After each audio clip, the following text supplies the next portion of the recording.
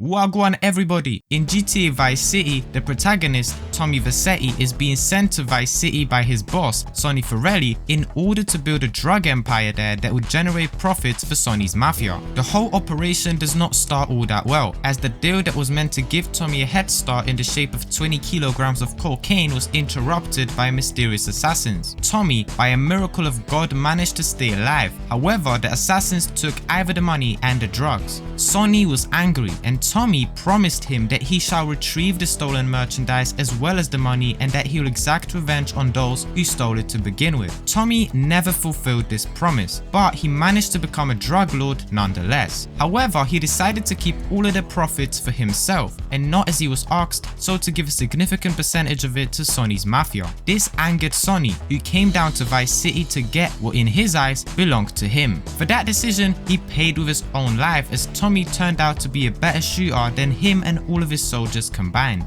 Now, a player can get a bit confused by the way that the story is conducted. What I mean is that at the beginning, everything that we see on the screen indicates that Tommy is actually trying to find the stolen goods and the person because of which he has to look for it in the first place. And then Tommy indeed gets the person who did it, takes over their business, so technically he also got the compensation for the coke and the cash, but what he didn't do is that he didn't say a word to Sonny about it, nor send him any money. And the thing is that Tommy's mentality just shifts without a clear sign. Or does it shift at all? That's the question. Did Tommy ever even want to work for Sonny after he came out of jail? Or did he change his mind after the failed deal? Or maybe after he killed Diaz? Or maybe at some other point? Did Tommy ever want to retrieve the stolen drugs and the money? Why did he eventually decide to, in a way, betray Sonny and break the promise he made? We'll try to find answers to those questions in today's episode.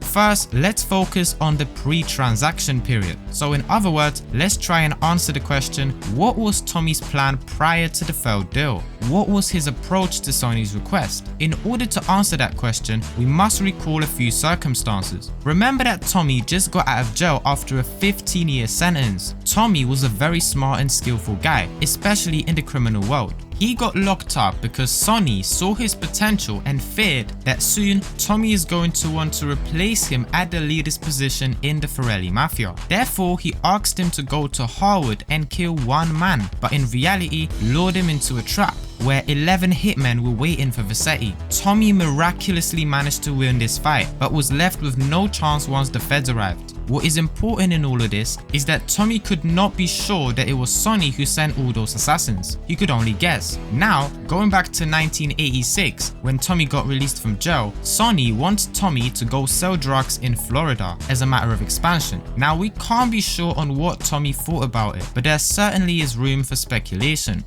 Now, the first obvious option is that Tommy actually wanted to do as Sonny asked. After all, it was like a lottery win. You come out of jail after 15 years, you have no idea how the market changed, your past contributions were far forgotten, and you're not even sure whether the Mafia would still want you to work for them. And it turns out that the Don of the Mafia, who used to be your friend, gives you an opportunity to earn big money in a new place. So Tommy obviously should be very happy with that. But there is a but. Tommy could figure out during his 15-year sentence that the fact that he was ambushed by 11 men in a location to which Sonny sent him to kill just one person was a bit suspicious. In that case, Tommy could feel very reluctant to working with Sonny again. The other scenario is that Tommy, maybe because he didn't trust Sonny no more, maybe because he was tired of constantly being dependent on someone, of working for someone, he planned to pretend that he is going to build an empire and then pay Sonny a cut, but in reality he will never share anything, which is pretty much what eventually happened in the actual story. Now let's go a bit further, a few hours following the failed transaction in the docks, to the mission An Old Friend,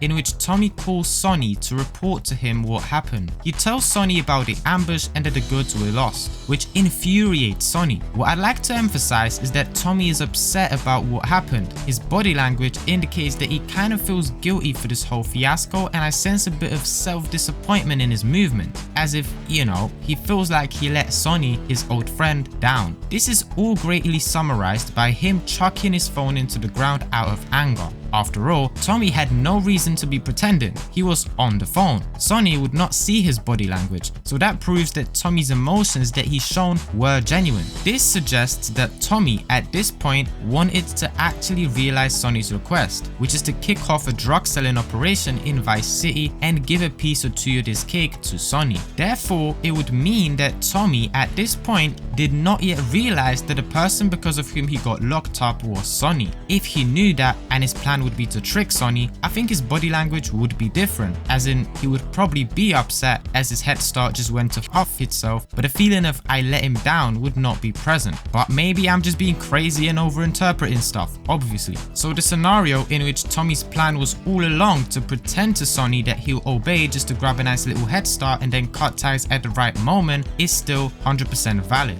The next weird moment that we should talk about is the following mission, the party. Tommy makes up an absolutely brilliant plan and he shares it with Ken.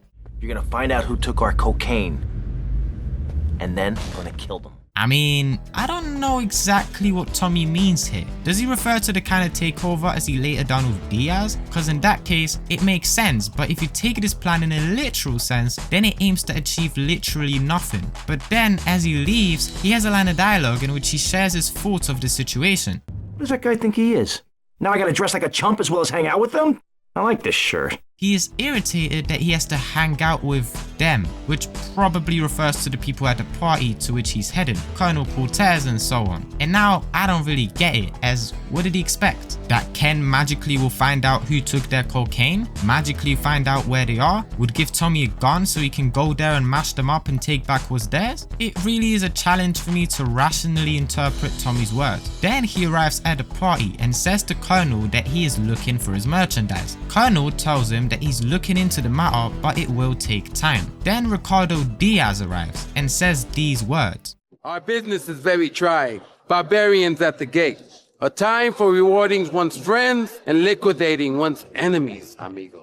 Ricardo here is metaphorically referring to Mafia's arrival in the city and the fact that he needed to get rid of them. Whether Tommy correctly interpreted his statement, we don't know, but that was a major clue towards who was behind the theft of his drugs. I personally don't think he did, as later he returned to Ken claiming that they need to find another source of information. This all suggests that he is indeed looking for the stolen merchandise. However, we can't tell what his purpose was. Was it to actually retrieve the money to repay Sonny? Or was it because he was using it as an excuse in order to find some contacts, do some reconnaissance, see who is the boss, whose business he has to take over in order to get to the top? In short, in my eyes, it's still not possible to tell whether he wanted to work for Sonny or not at this point. Then he receives the information that a certain chef, Leo Teal, may have something to do with all this. Tommy finds the chef with the intention to extract some info from him, but ends up beating him up to death, most likely by accident. However, he gets his phone, which was bound to give him some info in the future. In the next mission, we find out why Tommy was so desperate to quickly find some information and retrieve the stolen goods. In the Jury Fury mission, Ken says that the Mafia is soon coming down to Vice City to check on Tommy's progress in finding the missing money. After completing this mission, Tommy receives a call from Sonny, who will demand that Tommy hurry up with getting his money back. Hey Tommy, it's Sonny. How's the suntan? I ain't got no suntan. Well, you ain't got my money either, so I'm one of them myself. What are you doing? So tell me, Tommy, what are you doing? Out looking for the money, Sonny. Don't worry. I am worrying, Tommy. That's my style, because I seem to have this problem in my life with unreliable people. Don't be an unreliable person, Tommy, please. Do us both a favor. I'm looking forward to hearing from you. Tommy's tone changes though compared to the An Old Friend mission. Here you can even sense a flavor of mockery in his voice. He does not seem to be bothered whatsoever by the fact that they are soon about to come to the city. This phone call hints that Tommy, if we consider that so far he wanted to actually get Sonny's money back, it hints that he may have changed his mind on that and be a lot less keen to a business relationship with his boss. But this may as well be another overinterpretation, as all we got is literally Tommy's tone. So let's move on to the next mission for Ken.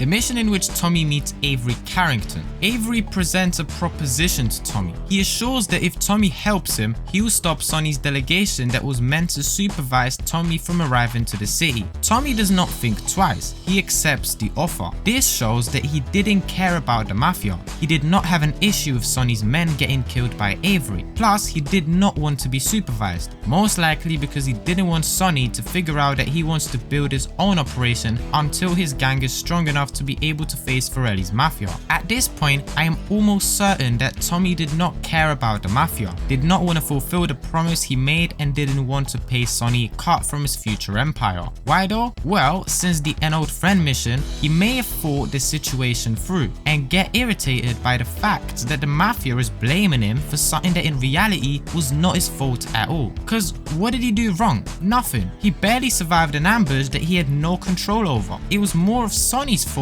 that he didn't ensure better security for the deal. Tommy got frustrated that he has to pay off the debts that were not his fault and therefore decided to turn his back on Sonny and not pay him a single cent. But then in the next mission, this time for Colonel Cortez, he still expresses that he wants to get Sonny's money back. It's only right that you kill Gonzalez. Did he do it?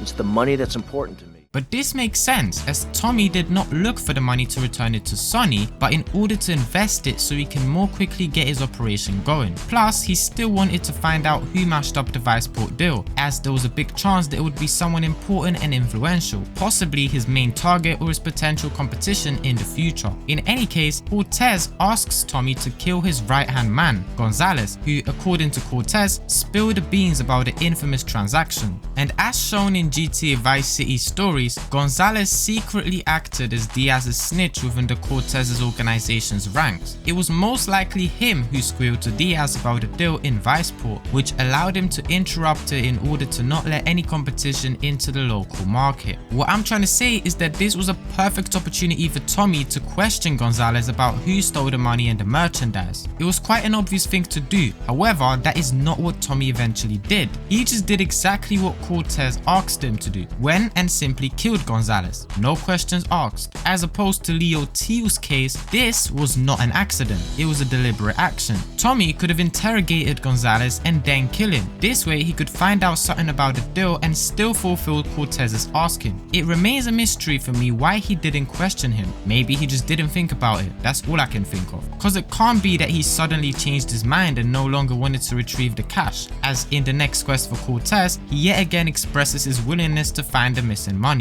Although I must appear to mourn his passing and carry on with business as usual. This isn't getting me any closer to my money. Therefore, he keeps working for Cortez because, first of all, he believed that Cortez's inquiry may have eventually bring some info, and secondly, he still didn't know the hierarchy in the local market, as in who he'd have to get out of the picture in order to take over. And Cortez was a guy that could in any moment bring him closer to getting any info on this subject as well, as he was aware of Cortez's wide array of valuable contacts, judging by the contents of the list guests for his parties. This is immediately confirmed in the following mission, Guardian Angels. Cortez asks Tommy to oversee a minor business transaction that was to be conducted by Diaz. This was exactly what Tommy hoped for. After the mission, Diaz offered him a job, which was like a lottery win for Vercetti. Even more so that in the following days he not only heard from Lance that it was Diaz who was responsible for his loss, I've been asking around. It's obvious that Diaz jumped the deal and iced my brother. and then this news was kinda confirmed by Cortez in the mission Sir Yes Sir. Although I'm starting to think that Diaz was responsible for our unfortunate loss. Tommy could be quite certain that by getting rid of Diaz, he will not only recover the stolen money and the merchandise, but also will be able to take over his business, which will make him the biggest drug baron in the city. Soon, Tommy realizes his plan. He takes over, and a couple of phone calls from Sonny make it clear that Tommy was definitely not about to share his profits with anyone. I think that is the right time to draw a conclusion.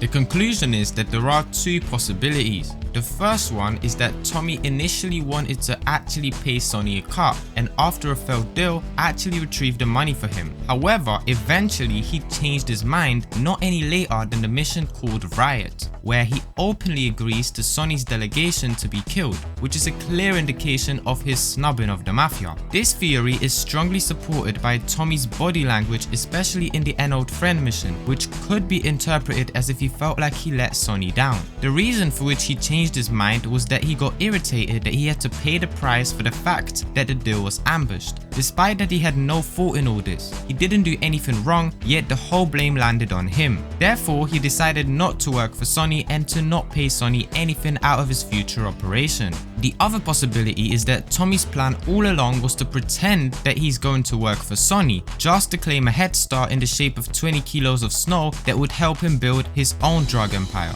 And then, once his gang would be strong enough, he would openly tell Sonny that he is not going to share the profits with him and war his mafia if necessary, which is essentially what happened in the final story mission. Here, the reason for Tommy's immediate disloyalty and reluctance to work for his old friend and boss was that he figured out that it was Sonny who set him up in 1971 already whilst he was in jail. Another question is, why did Tommy decide to cut ties with the mafia? Well, apart from what was just said, so that Tommy was irritated that he was the one claiming all the blame for something that was not his fault. Another reason is that Tommy understood that his 15 years in prison were because Sonny simply set him up. The fact that he understood it is proved in 2 missions, messing with the man as well as in keep your friends close. As to when he understood it, again, it is unknown exactly, but I would personally be in favor of the theory that he figured out that he was set up by Sonny sometime during the Vice City story, possibly even after the mission messing with the man. Yeah, right, but this family takes care of its own. We don't ask a man to do the dirty work and then let him do 15 years hard time. It was simply very suspicious that one man suddenly turned into 11. And even though the Mafia did manage to reduce Tommy's sentence from being sentenced to death to only 15 years, it was still quite obvious that something was not right here. Perhaps not doing anything about Tommy's sentence would be just too suspicious to the public eye, and since 15 years was still a very long period of time that would ensure that Sonny's position at the throne was safe, they pulled some strings to make it look usual and at the same time to get rid of Tommy. Therefore, his plan was to never work with Sonny again and trick him the same way Sonny did him 15 years ago. So, the theory that for me is the most likely is that Tommy at first wanted to fulfill Sonny's request and actually pay him a cut out of his future operation. A few days after the failed deal, he came to a conclusion that he was being treated very unfairly by Sonny, as the blame for the ambush deal and the lost merchandise as well as the money landed on him and him only. Therefore, he got angry at Sonny for it and decided to not continue to work for him and to not give him a cut from his future business. This change of heart happened prior to the mission Riot. Then during the story, Tommy kept thinking about the Harwood incident and he eventually realized that it must have been Sonny who set him up, which reasserted him in his choice to turn his back on him. Let me know if you agree with the points made in this video. If you liked the video, make sure to like it, and if you look